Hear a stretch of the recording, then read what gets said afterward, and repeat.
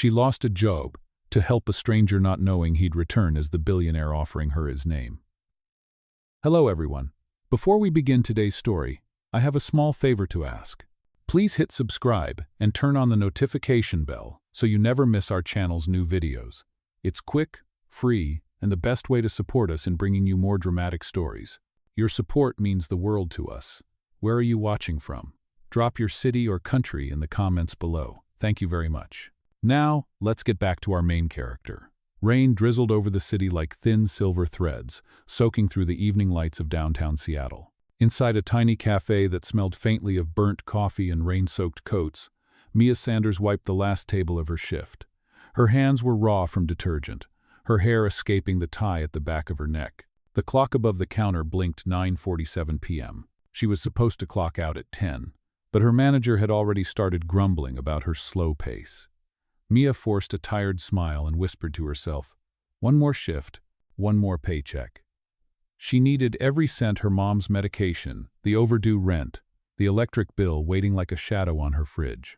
The world outside felt cold and indifferent, but Mia carried a fragile kind of hope, the kind that only survives because it must. When the doorbell chimed, she turned automatically, ready to greet another customer. But it wasn't a customer. It was a man stumbling in from the rain, clutching his arm, blood mixing with the water dripping off his sleeve. His face was pale, eyes unfocused, suit torn at the shoulder. He looked lost, disoriented, like he'd just crawled out of an accident. "Sir, are you okay?" Mia called out, rushing forward. Her manager's voice barked behind her. "Don't touch him, Mia. Call someone. You're still on duty." But Mia didn't hesitate. She grabbed a towel from the counter, pressed it against the man's arm. "You're bleeding," she said softly. He blinked at her, confused. I just need to sit," he muttered before collapsing into a chair. The other customers pretended not to notice. Phones stayed in hands, eyes averted. Mia bit her lip, frustration bubbling up. She glanced at her manager, who only crossed his arms. "He's not our problem." That was the breaking point. Mia grabbed her jacket, wrapped it around the stranger's shoulders, and said firmly, "Then he's mine." She helped him outside, half carrying him through the rain until a cab stopped. "Hospital," she told the driver. The man tried to protest, weakly shaking his head, but she just smiled. "You'll thank me later." The hospital's fluorescent lights were harsh, but the warmth of the nurse's nod felt like mercy. They took him in right away. As Mia turned to leave, soaked and shivering, a voice stopped her manager's, sharp and cold through the phone pressed to her ear. "Don't bother coming back tomorrow. You walked out mid-shift, you're done." Her throat tightened. She didn't argue, there was nothing to say. As she stepped back into the rain, she realized she'd just lost her job. But oddly, she didn't feel regret, only a quiet ache that maybe doing the right thing shouldn't hurt this much. She looked down and noticed something on her arm. The man's blood had stained her sleeve. She folded it once, as if to hide it, then whispered to herself, "At least he's safe." Somewhere behind her, an ambulance siren cut through the rain, and though she didn't know it yet, that sound was the start of everything that would change her life. The next morning, the rain had stopped, but the city still looked tired, washed in gray light. Mia sat on the edge of her narrow bed, the fabric of her soaked jacket now stiff from hanging overnight by the heater. The apartment smelled faintly of instant coffee and damp carpet. Her phone screen glowed with a dozen missed calls from her landlord and one from her mom's clinic. She stared at the screen for a long time before answering. "Hi, Mom," she said softly, forcing brightness into her voice. "I am fine, just between jobs." Her mother's weak chuckle came through the line. "Between jobs again, huh? You will land something soon. You always do." Mia promised she would, though she did not believe it herself. After the call, she reached for her wallet and counted what she had left: $24 and some coins. It would barely cover food for a few days. The landlord's knock came before she could even take a breath. "Mia, rent's due today," he said through the door. "You are already a week late." She pressed her forehead against the wood. "Please, Mr. Jacobs, give me a few more days. I just lost my job, but I am looking." He sighed. 3 days, Mia. After that, I have to relist the unit." She thanked him anyway, though her throat felt tight. When the door shut, silence filled the room again. Her eyes drifted to the small corkboard on the wall, where an old art school flyer still hung: "Community Sketch Night open to all." It had been months since she last picked up a pencil. She traced the edges of the flyer with her fingertips, remembering what hope used to feel like. At noon, she put on her coat and went out to look for work. The streets buzzed with lunch-hour traffic, the smell of hot dogs from a street cart reminding her she had not eaten since yesterday. She stopped at every cafe, diner, and store window with a "Help Wanted" sign. Most managers shook their heads before she even finished asking. "No openings. We already hired. Try next month." By late afternoon, her feet ached, and her hope had worn thin. She found a bench near the bus stop and sat, watching people hurry by in neat coats and polished shoes. She hugged her arms around herself, shivering slightly. Across the street, an ambulance wailed past, siren echoing through the air, and for a moment, she thought of the man she had helped. She wondered if he was okay, if he even remembered her. Probably not, she thought. People like him never saw people like her twice. As the bus approached, she stood, digging for change, and realized she did not have enough. She sighed, turned to walk instead, and that was when something small and familiar slipped from her pocket, a receipt from the hospital, slightly crumpled, with her name and the timestamp of last night. She picked it up, smoothing it out, not knowing it would become the thread that tied her fate to his. By the time she reached home, the sun had dipped below the skyline. Her stomach growled, but she ignored it, sitting by the window where the streetlights flickered on. She thought of how quickly life could fall apart, how one act of kindness could cost everything. Yet deep down, she knew she would do it again. She whispered to herself, "You cannot put a price on doing what is right." Outside, the rain began again, soft and steady, tapping against the glass. Somewhere across the city, in a private hospital suite, a man stirred from his sleep, half aware of a dream about a girl in the rain, her jacket draped over his shoulders, her voice calm and certain, saying, "You will thank me later." He did not yet know her name, but soon he would. 3 days passed, and the rain never seemed to stop. Each morning, Mia woke up to the same sound of water dripping outside her window, the same weight in her chest. Her landlord's final notice now sat under her mug on the table, as if hiding it could change what it meant. On the 4th morning, she packed her backpack with a few clothes and the art sketchbook she had kept since college. It was old, its pages smudged and curled at the corners, but it held pieces of herself she could not throw away. She folded the eviction notice and slipped it into the back pocket, whispering, "Just a few more days. Something will come." She went out again, walking the same streets, passing the same windows with "Help Wanted" signs that no longer felt meant for her. When she reached the bus stop, the wind carried the smell of roasted chestnuts from a nearby vendor, sweet and comforting. She had $1 left and almost smiled at the thought of spending it. Before she could, a familiar sound caught her ear, a car stalling, followed by a sharp crash. Her head snapped up. Across the street, a delivery van had jumped the curb, its bumper clipping a parked sedan. People gasped, but did not move.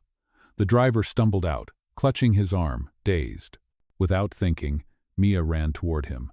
"Sir, are you all right?" she shouted over the chaos. He nodded weakly, but she could see the blood seeping through his sleeve. She reached for her phone to call for help, only to realize the screen had cracked and died days ago. She turned to the crowd, calling out, "Someone call 911!" No one moved. A few people filmed with their phones. Anger and disbelief flashed across her face. She tore off her scarf and pressed it against the man's arm, keeping pressure on the wound. "Stay with me," she said, voice steady. The ambulance arrived minutes later, siren echoing through the drizzle. The paramedics took over, guiding the injured man into the back of the vehicle. One of them looked at Mia's blood-stained hands and asked, "Are you family?" She shook her head. "Just someone passing by." As they drove away, she stood on the curb, breathing hard. The scarf she had used was ruined, threads dark with blood, but she did not care. She turned and noticed a man standing a few yards away, watching her.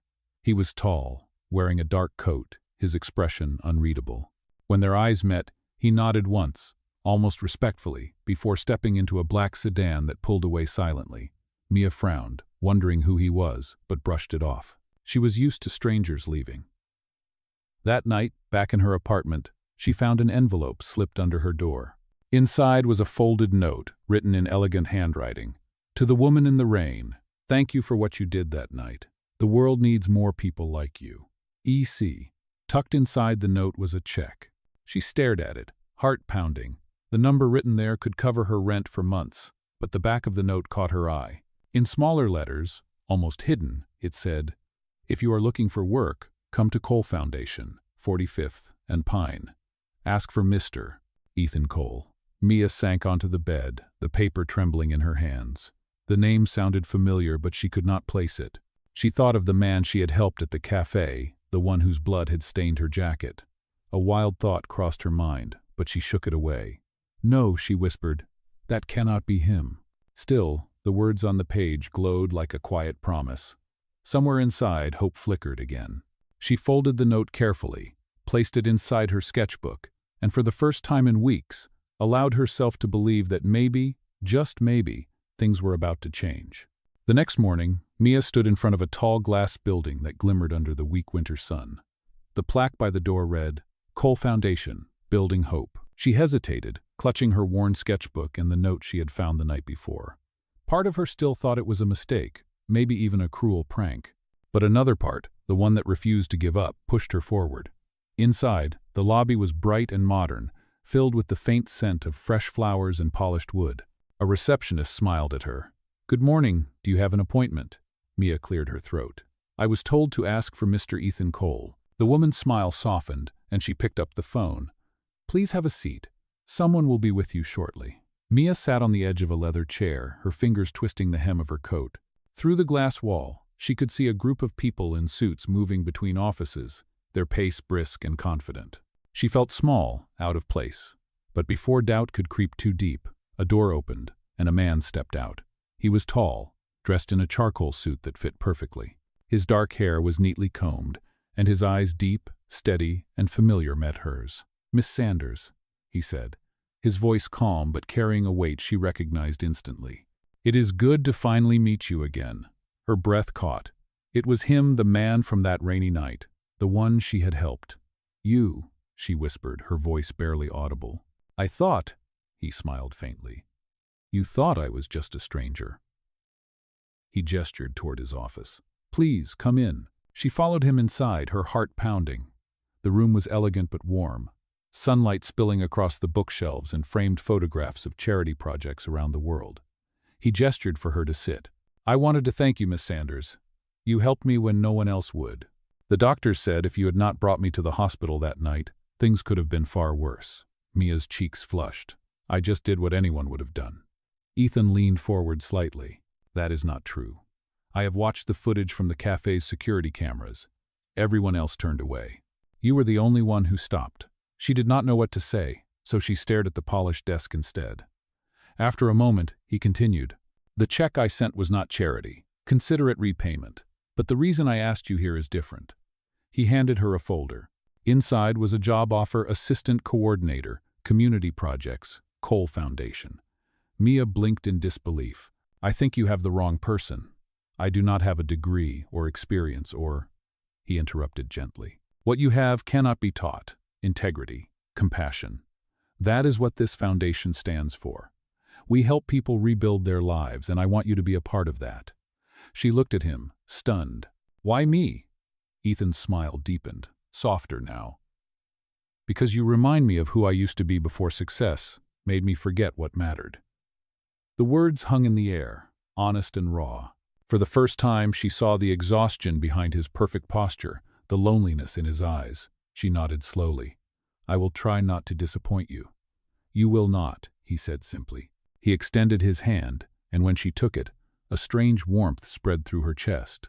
As she left the building, the cold air hit her face, but it felt different this time. Lighter. The city seemed less gray. She glanced back at the glass tower and whispered, "Thank you," not sure if she was speaking to him or to fate itself. Somewhere high above, behind those shining windows, Ethan watched her go, the corner of his mouth lifting as he murmured to himself, "You already have not." Over the next few weeks, Mia's world began to shift in ways she had never imagined. Her mornings were no longer spent walking the streets looking for work. They started instead with the soft chime of the Cole Foundation elevator, her hands wrapped around a warm cup of coffee as she reviewed project notes. She had her own small desk by the window, overlooking the city skyline. Every day, she met people whose lives were tangled with loss, struggle, and hope. Her job was simple. Ethan had said listen, understand, and find ways to help. But to Mia, it was more than a job. It was a purpose she had never known she was missing. Ethan kept his promise too. He did not treat her like an employee, but as someone whose opinion mattered. They would meet in the conference room late in the evenings when most of the staff had gone home, going over proposals for community shelters or medical outreach programs. He would ask, "What do you think, Mia?" and listen like her words held weight.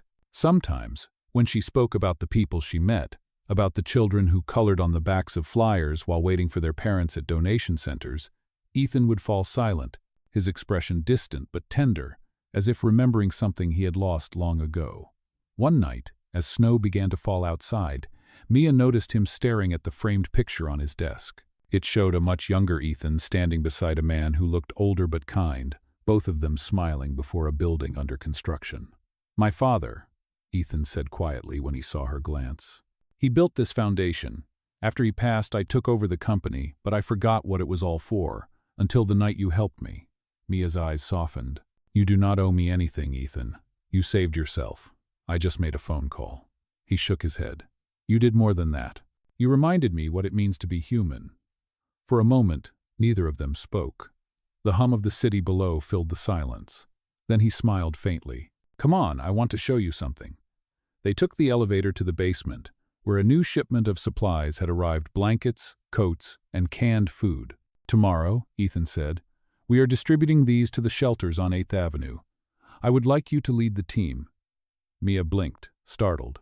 "Me? But I have only been here a month." He nodded. "Exactly. Sometimes fresh eyes see what experienced ones miss." She hesitated, then smiled. "All right. I will not let you down." The next day, under gray skies, Mia found herself directing volunteers in the cold wind. She carried boxes, handed out meals, and laughed when children shyly asked if she was Santa's helper. When the last van pulled away, she turned to find Ethan watching her from a distance. Their eyes met, and something unspoken passed between them. Gratitude, admiration, maybe something deeper neither dared to name. Later that evening, as they packed up, Ethan walked beside her toward his car. "You did well today," he said. "You led with kindness." "That is the only way I know," she replied, smiling. He looked at her for a long moment before saying softly, "Then maybe the world needs more people who lead like you." The air was cold, but his words lingered like warmth. As he opened the car door for her, a snowflake landed on her hair, glinting under the streetlight. He reached out without thinking and brushed it away. For a heartbeat, the world went still. She looked up, eyes wide, but he stepped back, clearing his throat. "I will see you tomorrow, Miss Sanders." "Good night, Mr. Cole," she replied, her voice a whisper that carried more than formality. As she watched his car disappear into the snowy night, Mia realized something quietly terrifying: her heart was no longer her own. The days that followed were a quiet rhythm of snow and sunlight. The Cole Foundation had become more than just a workplace for Mia. It felt like a second home. Every corner of the building reminded her of purpose, of the people she had met whose lives were slowly being rebuilt. Yet there was one thing she could not ignore anymore: the way her heart reacted whenever Ethan entered the room. It was no longer just admiration or gratitude. It was something deeper, quieter, and harder to contain. One evening, after a long day at the shelter site, Ethan invited her to stay for dinner. The dining room on the top floor of the foundation was simple but elegant, a long table set with warm lights and soft music playing from hidden speakers. "It is just a thank you meal," he said when she hesitated at the doorway. "You have done more for this foundation in a few months than some have in years." She smiled nervously and took a seat. The scent of roasted herbs filled the air as the staff brought out plates of food. They ate slowly, talking about the upcoming winter gala the foundation was hosting to raise funds for new housing projects. "It is a big night," Ethan said. "Board members, donors, press, all eyes will be on us. And I want you there." Mia looked surprised. "Me? I would not fit in at a gala." He smiled gently. "You belong wherever good is being done. That includes this event." She nodded, though part of her worried she would embarrass him in front of his world of polished elites. After dinner, they stood by the tall windows overlooking the city lights. "You know," Ethan said, his voice low, "before I met you, I thought success meant control, owning things, being untouchable. But then you walked into that cafe and proved that the strongest people are the ones who choose kindness even when it costs them everything." Mia turned to face him. "It cost me my job, yes, but it gave me something better: a reason to believe again." He smiled, and for a brief second, the air between them shifted, charged with something unsaid. Then the moment was interrupted by the vibration of his phone. He glanced at the screen, his expression tightening. "Excuse me." He stepped away, answering the call. His voice turned clipped, professional, colder than she had ever heard it. "No, I will not cancel the gala. Tell the board I stand by my decision." When he hung up, he looked weary. "Trouble with the board?" she asked softly. "They think the foundation is spending too much on community programs, not enough on publicity. Some of them believe your projects are a waste of funds." Mia frowned. "But these programs help people who have no one else." Ethan nodded. "I know. That is why I am not backing down. But it will make the gala tense." She hesitated, then said, "Then let me help. Let me show them what these programs mean."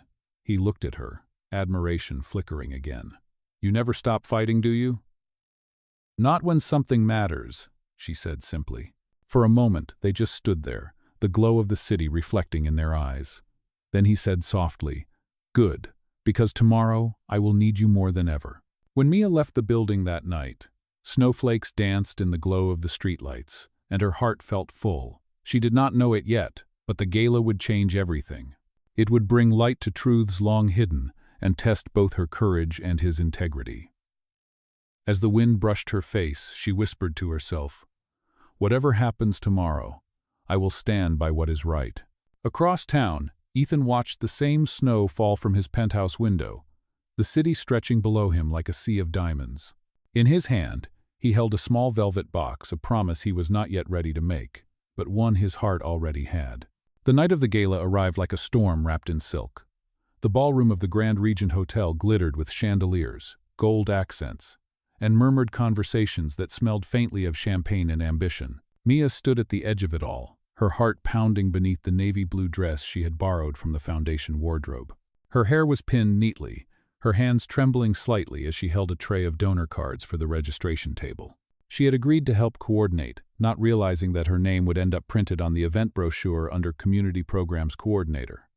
Every few seconds, she reminded herself to breathe.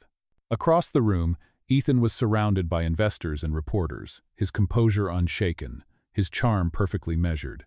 Yet every so often, his eyes found hers across the sea of glittering guests, a silent reassurance that she belonged here. The speeches began after dinner, the crowd gathering near the stage.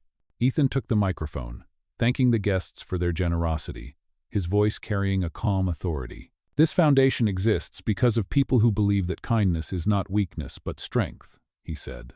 "Tonight, I want to introduce someone who reminds us what compassion truly looks like." Mia froze as he turned toward her. "Miss Mia Sanders, please join me." The room fell silent. She felt every eye on her as she climbed the few steps to the stage. The light was blinding. Ethan smiled encouragingly. A few months ago, Miss Sanders was a waitress who risked her job to help a stranger in need. That stranger was me. Gasps rippled through the crowd. Her act of selflessness reminded me of why this foundation exists, to see people, to help them, to remember our shared humanity. Mia swallowed hard, blinking back the sting of tears. The applause that followed was genuine, warm, thunderous. But just as she was starting to breathe again, a sharp voice cut through the noise. "Touching story," a man said near the front table, his tone dripping with skepticism. "But perhaps we should talk about the real reason she is here." The room went still. Mia turned toward the man, Mr. Reynolds, a senior board member she had seen once before. He smirked, holding up a folder. "We have been reviewing the foundation's finances. It appears several discretionary funds were redirected under her signature." Murmurs erupted across the hall. Mia's heart lurched. "That is not true," she said, her voice trembling. "I would never—" "Save it," he snapped. "You think you can waltz in off the street, cozy up to the CEO, and we would not notice?" Ethan's jaw tightened. But before he could speak, Reynolds continued, "It is all here. Payments to unverified vendors, missing receipts, maybe charity work is just another business for you." The cameras flashed. The room was a storm again, this time of whispers and judgment. Mia's throat burned. "I did not take anything. Every dollar went to those families." Ethan finally stepped forward, his voice sharp. "Enough. I authorized those payments. If you have questions, they come to me." Reynolds sneered. "Of course you did. It seems the billionaire and the waitress have a lot to hide." The words hung heavy, cruel. Mia looked at Ethan, her voice cracking. Is this what they think I am? A mistake you made out of pity? He shook his head. No, Mia, do not. But she was already stepping back, tears spilling down her cheeks. You should not have to defend me. I will make it easy for you. She turned and walked off the stage, the applause long gone, replaced by uncomfortable silence. Outside, the winter air hit her like a slap. The city lights blurred through her tears as she hurried down the marble steps, clutching the edge of her dress to keep from falling. Behind her, through the tall glass doors, she could still see Ethan standing on that stage, looking lost in a way she had never seen before. For the first time, she did not wait for him to follow. She simply whispered to herself, I was never meant for that world, and disappeared into the cold night. Snow had fallen again by the time Mia reached her small apartment. The city glowed faintly under the streetlights, every sound muffled by the thick white blanket covering the sidewalks. Her dress was soaked at the hem, her hands numb as she fumbled with the keys. Inside, the silence hit her harder than the cold. She sank to the floor, her back against the door, the weight of humiliation pressing down like an anchor. Her phone buzzed endlessly on the table, Ethan's name flashing again and again, but she could not bring herself to answer. What could he say that would undo what happened? The world had seen her as a fraud, a charity case wrapped in a scandal she did not cause. She curled her knees to her chest and whispered, You should have known better than to dream. The night dragged into morning, and when the first light crept through the curtains, Mia finally stood. She gathered the few things she owned, her sketchbook among them, and slipped the note Ethan had written months ago inside the cover. She had decided. She could not stay in a city that had already judged her. By noon, she was gone. Across town, Ethan sat in his office, the morning paper spread across his desk. The headline stung. CEO's foundation scandal waitress turned coordinator under fire. His jaw clenched as he read the twisting of truth, the insinuations that his generosity was nothing more than infatuation. He slammed the paper shut and picked up his phone again, dialing her number for what must have been the 100th time, straight to voicemail. Mia, please, he said quietly. Do not disappear. I will fix this. But deep down, he feared she was already gone. Later that day, he called an emergency meeting with his board. Those accusations about Mia are false, he said firmly. The payments were redirected because I instructed her to move the funds quickly for emergency aid distribution. If you have an issue, you have it with me. Reynolds scoffed. You expect us to believe that? The audits say otherwise. Ethan opened a folder and dropped it onto the table. Then you did not read the updated files. These are the receipts and approvals from our regional partners, every dollar accounted for. The room went silent. Reynolds flipped through the papers, his smirk fading with each page. This cannot be. It can, Ethan said coldly. And it does. You humiliated an innocent woman for your ambition. He turned to the rest of the board. You can fire me if you want, but as long as I am here, her name will be cleared publicly. None of them spoke. They knew better than to challenge him now. By that evening, a press statement had been released, an apology to Mia Sanders, a full correction of the story, and the resignation of Mr. Reynolds for misconduct. But for Ethan, it did not feel like victory. It felt like too little, too late. He found her address in the foundation's records and drove there himself, the snow falling thicker now, the city nearly silent. When he reached her building, her door was unlocked, the apartment half empty. On the counter, he found her sketchbook, open to a page she had drawn recently, a sketch of the foundation's lobby, sunlight streaming through the glass, people smiling, a single note scribbled at the bottom. Thank you for believing I belonged. His chest tightened. He closed the book gently and tucked it under his arm. Outside, he asked the landlord where she went. Took a bus this morning, the man said. Said she was heading north, maybe her mother's town. Without another word, Ethan turned and ran back to his car. Hours later, on a lonely highway lined with snow, a black sedan pulled over beside a small bus stop. Mia stood there, shivering, a duffel bag at her feet. When the window rolled down, she looked up, startled. You? She breathed. Ethan stepped out, his breath visible in the freezing air. I told you I would fix this, he said, holding out her sketchbook. And I did. But none of it means anything if you are not coming back. She shook her head, tears in her eyes. You should not have to chase after me. He stepped closer. Then stop running. For a long moment they stood there in silence, the snow falling between them. Then he said softly, Come home, Mia. Not to the foundation. To me. Her voice trembled. And if people talk? He smiled faintly. Let them. I am done hiding what is real. She looked at him, at the man she had once seen bleeding in the rain, now standing before her with the same warmth in his eyes. Slowly she nodded. He reached out his hand. She took it. The snow fell softer now, as if the world itself was exhaling. Ethan and Mia stood at the edge of the small-town bus stop, the silence between them filled with everything that words could not yet say. He still held her hand, his thumb brushing against her knuckles like a silent promise. You do not have to decide now, he said gently, but at least come back to where you are truly valued. Mia looked down at their hands, at the contrast between his tailored coat and her worn gloves. You could have sent someone else, she whispered. You are a busy man, a billionaire with a foundation to run. Ethan smiled softly. None of it means anything without the people who give it purpose. You taught me that. For a moment her eyes glistened. And if I come back? She asked. What then? He took a deep breath, the cold air clouding between them. Then I will spend every day proving that kindness is not weakness, that love built on truth can survive anything. Mia let out a trembling laugh, one that sounded more like relief than joy. You always know what to say. Only because you already said it first, he replied. You once told me that doing the right thing cannot have a price. I finally understand what you meant. She hesitated, then stepped closer, resting her head against his chest. The sound of his heartbeat beneath her ear was steady and real.